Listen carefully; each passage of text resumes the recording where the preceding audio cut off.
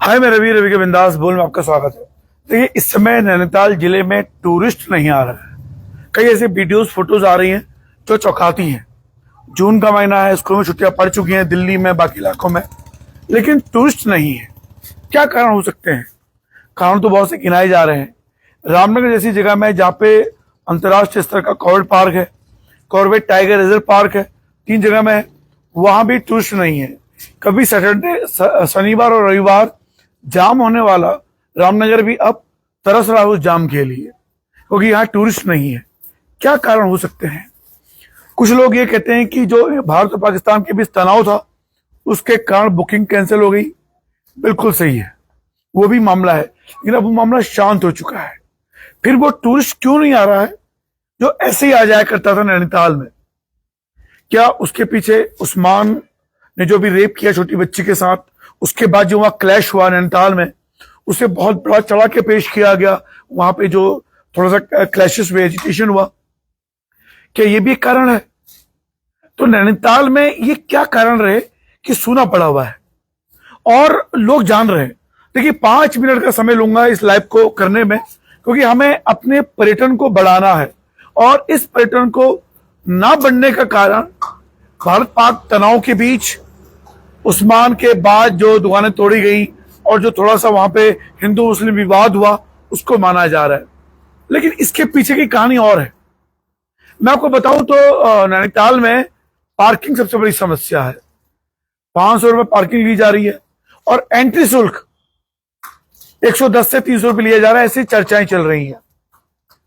यानी हमारे प्रदेश में जो नेता हैं वो ये समझते हैं कि जो भी जगह देखोगे आप टूरिस्ट की, वहां पे आप तुरंत कब्जा करके सरकारी तौर पे या किसी कंपनी को ठेका देकर आप क्या करेंगे? आप उस पर शुल्क लगा देंगे। देखिए, ऐसे पर्यटक नहीं आते। पर्यटकों को कहीं एक प्राइवेट स्पेस चाहिए होता है, जहां जब वो जाए तो वहां शुल्क का कारण ना हो। लेकिन सबसे बड़ी समस्या जो मुझे नजर आई है वो है शुल्क पे। देखिए, भारत पाकिस्तान तनाव तो है ही, और जो ये एजिटेशन हुआ हिंदू मुस्लिम विवाद, वो भी एक मामला है। और कई बार एक मामला और होता है कि आज आप जाते हो, किसी को पकड़ के भी आप एकदम से पूछते हो भी तेरा आधार कार्ड कहाँ है, कौन है तू, क्यों आया? यानी जब हम लोग खुद ही पुलिस बन के वो काम करते हैं, उससे भी थोड़ा सा उत्तराखंड की छवि थोड़ा खराब हो रही है।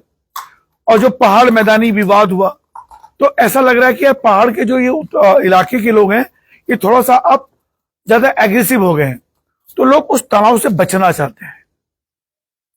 तो ये जो चीजें बढ़ रही हैं, और एक कारण ये भी है जो ये कहा गया कि अक्सर जो टूरिस्ट आता था उनमें सेम जाति या सेम धर्म के लोग नहीं होते थे, अलग अलग होते थे। तो वो भी एक कारण गिना जा रहा है जिससे टूरिस्ट बड़ा कम हो गया है। क्योंकि नैनीताल में इससे पहले कभी भी हिंदू मुस्लिम विवाद कभी नहीं हुआ, लेकिन इस विवाद ने भी पर्यटन को बहुत नुकसान पहुंचाया है। लेकिन मैं अपनी बात कहूं तो मुझे जो ये पहाड़ों में जो बेतरतीब शुल्क लगाए जा रहे हैं, वो थोड़ा सा गलत है। देखिए, अगर कोई टूरिस्ट है वो जाता है, जरूरी नहीं है कि वो किसी होटल में रुके, जरूरी नहीं है कि वो कहीं गाड़ी पार्क करे। अब कोई अपने चुनिंदा बजट में अगर वो आता है शॉपिंग करने के लिए नैनीताल में कोई छोटे से इलाकों से, तो वो चाहता है कि वहां पर वो खर्च कम करे, घूमे, लोकल शॉपिंग कर ले। अब वो खर्च कहां हो रहा है? 500 पार्किंग का देगा, 100 200 300 रुपये एंटर का देगा, तो 800 रुपये उसके वैसे खर्च हो गए। फिर होटल 2000 5000 8000 जैसी हैसियत है उसके हिसाब से होटल मिल रहे हैं। तो आदमी सोचता है यार परेशान हो गए साला, छोड़ो। तो वो कहां का रुख कर रहे हैं? शिमला का, हिमाचल का और बाकी और टूरिस्ट प्लेस का। नुकसान हमें ये हो रहा है। दूसरा, 4 धाम यात्रा के रूट पे भी लोग बसना चाहते हैं। भैया, नैनीताल में 4 धाम यात्रा का कोई रूट नहीं है, तो इसलिए पर्यटकों को आने की। दूसरा, हिंदू मुस्लिम विवाद जो था उस्मान के कारण, वो विवाद थम चुका है। अब ऐसा कोई विवाद नहीं है, तो लोग क्यों घबरा रहे हैं? मेरी समझ से बाहर है। तो नैनीताल जब मैं अभी कुछ दिनों पहले गया वहां, तो ताज्जुब हो गया। हम नैनीताल जिले के रहने वाले, रामनगर में, और अपने ही जिले में जाने के हमें 110 रुपए देने पड़ रहे हैं।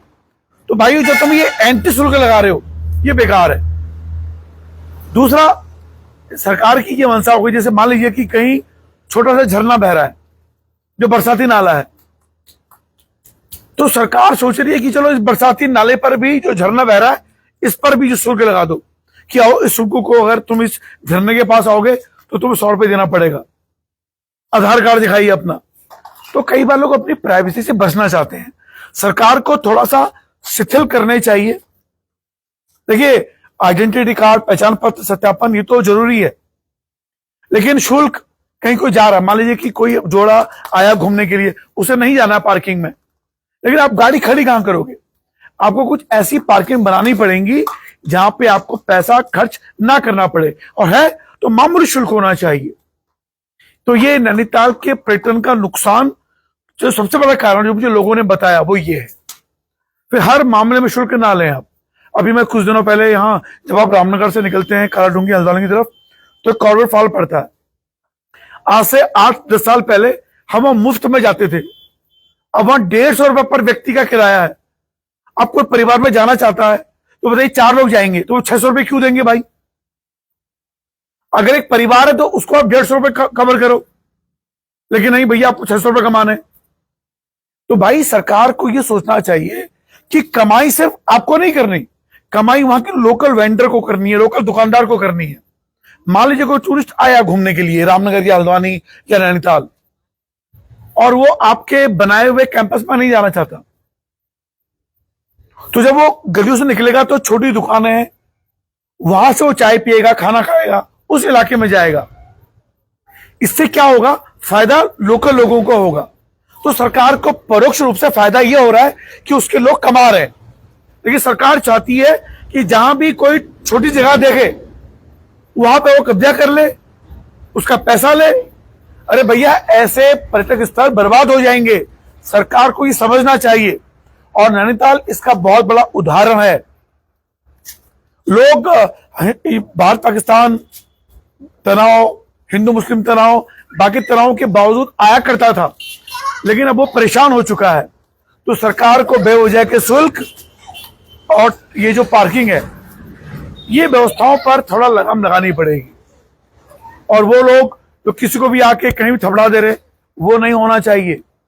इससे उत्तराखंड का पर्यटन चौपट हो रहा है। फिलहाल ये रिपोर्ट यहीं खत्म करता हूं। उम्मीद करता हूं कि आप समझना चाहते होंगे भाव। मैं चाहता हूं कि रामनगर, हल्द्वानी, नैनीताल, इस इलाके में, कुमाऊं में आगे की तरफ टूरिस्ट बढ़े, पहाड़ों की तरफ टूरिस्ट बढ़े। अब वो रामनगर नहीं आ रहे, नैनीताल नहीं आ रहे, तो कहां जाएंगे पहाड़ों की तरफ? तो थोड़ा सा हमें ये सोचना पड़ेगा। और सरकार को पर्यटन क्षेत्र के विकास के लिए और भी जगह, हर जगह सरकार को कमाने की नहीं सोचनी चाहिए। लोकल लोगों को कमाने दो, खुद मत कमाइए आप। लेकिन सरकार खुद ही कमा रही है, और किससे कमा रही है? अपने ही लोगों से। भैया, मैं अगर नैनीताल घूमने जाऊंगा तो मैं पर्यटक हूं नैनीताल में, मेरा तो जिला है वो, और अपने जिले में जाने के लिए मैं क्यों दूं शुल्क? क्योंकि मुझे देना पड़ रहा है। सरकार की नीतियां बर्बाद कर रही है पर्यटन को। फिलहाल देखने से रवि के बिंदास बोल। जय उत्तराखंड, जय भारत।